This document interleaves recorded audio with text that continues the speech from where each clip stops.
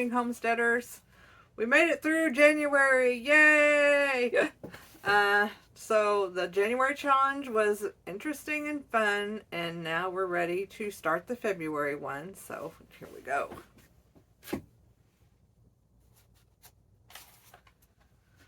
These envelopes are going to get dusty for the end of the year. So here we have February. Let's see what we've got going on. Honestly, I forgot. Oh, okay. So there has been a large snowfall and all roads to the grocery store are blocked for the week. Huh. Okay. So I'm going to run out and feed the chickens and get some stuff done, and I'll come back to talk about this. Hey. So, food and the grocery store. That's a pretty broad topic. And so I'll probably do more than one video on this, but just to get this kicked off, we're going to go a whole week without going to the grocery store. And to some people, that sounds like just easy peasy. And to some people, that sounds just impossible. So for us, it's not going to be difficult because we stock up anyway. But it's going to be an eye-opener for sure to see how we use what we've stocked up. For this challenge, we're assuming that there's a travel issue, so we're unable to reach the store. So that would also mean unable to reach the neighbors, or for shipping to reach us.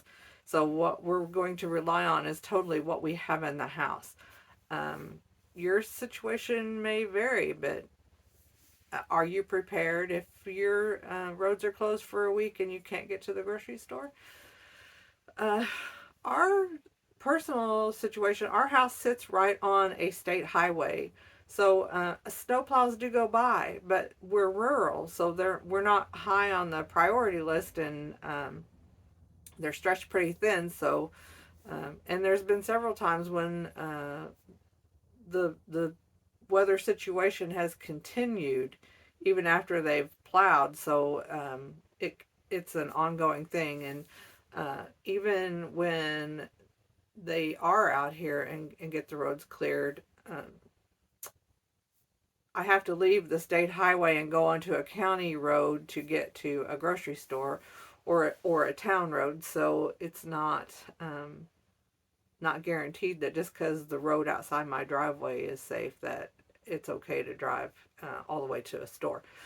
Anyway, for this challenge, we're going to assume that I can't, and that I'm going to survive on what I have here.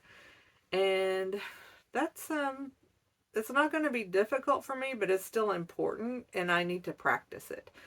And for people who are continually prepping and stocking up and everything, this can also be a challenge because there are some who just store it and they never use it. And so this can be a way to practice using it and actually seeing if what you're doing is effective. So this is a broad topic, and it's also can be applied to a broad audience. So if you are up to the challenge, join us, because I think it's really important. And I will say this disclaimer: please don't do anything unsafe. If you don't have enough food in your house, for the sake of a challenge, do not starve yourself. Please go get food. But while you're shopping, it would be a good time to think about, how long would this last me? And do I have enough till the next time I go to the store? And how long will it be before I can go to the store again? So important topic, and lots of things to cover, and we'll be doing that for this month. So, and I love food, so that's going to be fun. The reason we chose this month for this topic was because we can't go outside and get stuff. There's nothing growing in the garden. We have chickens and we're getting eggs, but not like we would be in the summertime. So everything that we're eating right now is basically what we've stored or what we're buying at the store. So it's not like running outside and grabbing a head of lettuce and having a salad, or butchering something out there. There's nothing out in our yard to butcher right now. So It's all what we stored, and we're going to see how we do. We're going to talk about it.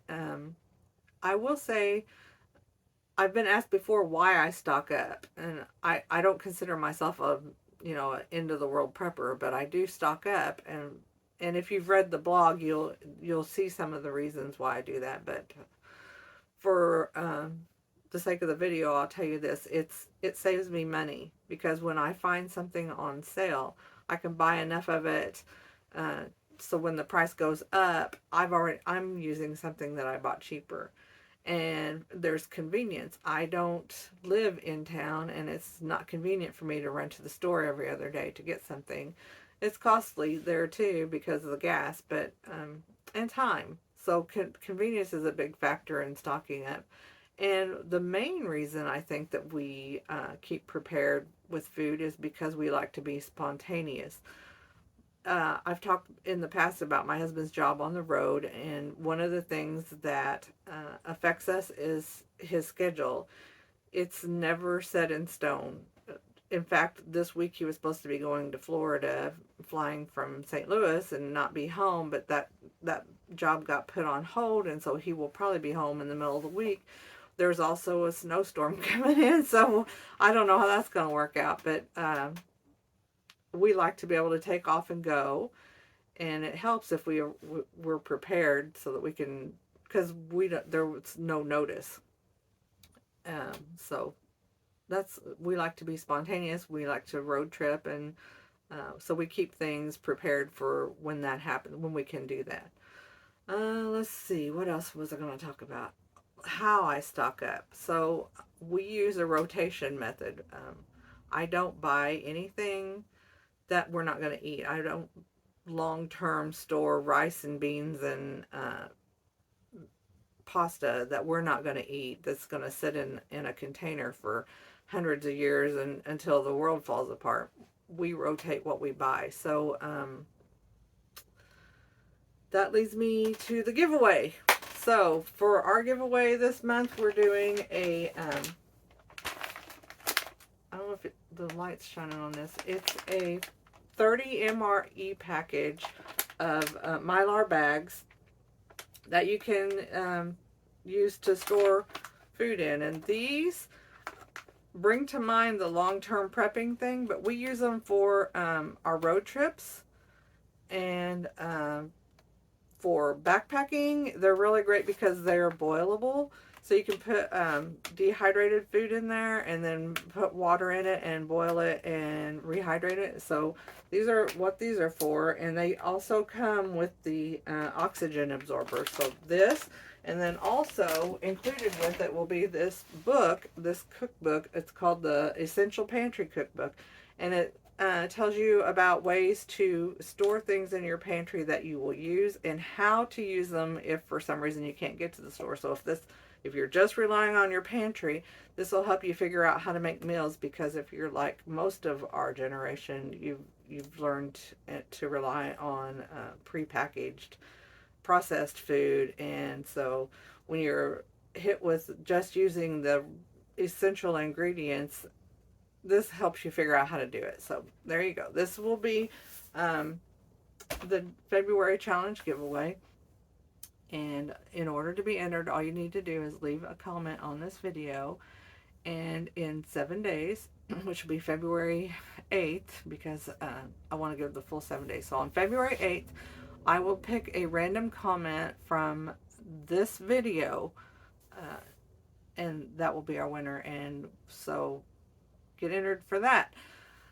Oh, that was a lot to talk about, and I raced through it, but there will be more to come.